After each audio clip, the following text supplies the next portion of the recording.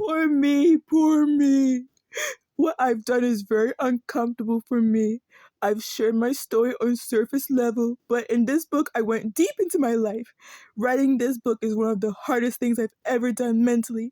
We all have a story. I was the underdog. I had no peace because I was living a lie. I was insecure and afraid. No one was coming to save me. I was looking for love and self-fulfillment. I believe I was put here to help spread love and make impact. The moment everything changed, I just walked into the house after a long shift at work, smelling like onions and pizza dough, tired as hell. Miss Ross had left me a plate on the counter like she always did, something to fill me up before I went to bed. I was headed straight to the kitchen, about to pop that plate in the microwave, when I heard my dad's voice booming from the other room. "Why is this bitch calling my house?" he shouted. I froze for a second, confused as hell. What? Who? I just came home from Papa John's, man. I don't know what's going on. But he wasn't trying to hear that. My dad had this strict ass 9 p.m. phone curfew.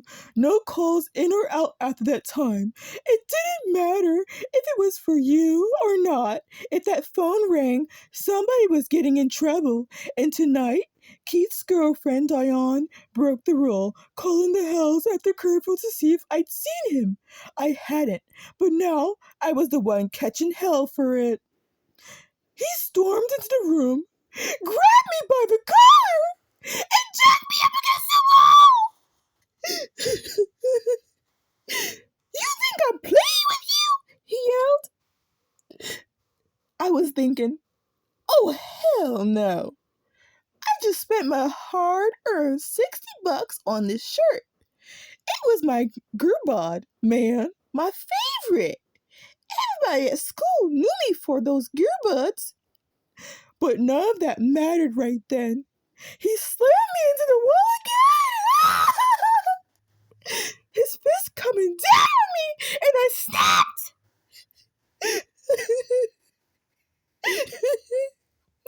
I shot him back hard, driving him straight into the wall. I could see it in his eyes. He wasn't expecting that. I'd never fought back before, but this time I wasn't going down easy. I had just got back from the pizza place, and I just couldn't take it anymore. And the craziest part, I didn't even do nothing wrong.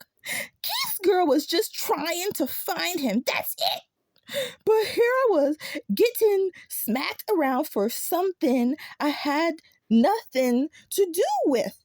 The things that ran through my mind in that moment, the insanity I dealt with at home, the violence, the chaos, this wasn't new. I'd seen it over and over, not just to me, but to my stepmom too.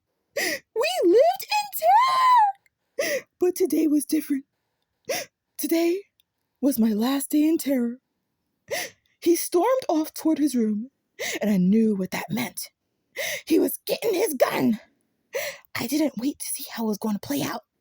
I was out that door, running as fast as my legs would take me, jumping fences, ducking behind houses, trying to stay in the shadows like I was on an episode of Cops. My heart was beating out my chest.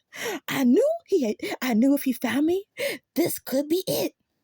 I ran, and I didn't stop. It was nighttime, thank God, so I stayed low, out of sight. I could see his car cruising around, headlights sweeping the block, searching for me. I was so scared. Oh my God, I was so scared. I took off again, headed for my boy Jarek's place, 3-4 miles away. Oh, is Jarek my white savior that I mentioned before? Oh, let's find out. Oh my God. Oh, I forgot to mention, my shirt was half ripped and tears were rolling down my face because I'm so sensitive. Oh my God. I cry a lot. I'm sensitive. but I kept running. All I could think was, this won't be my last fight. I don't know where I'm going, but he ain't getting my ass tonight. That night was the first time I really understood what it meant to fight for my life. Fight for my freedom. Fight for myself. I was running, and I was never looking back.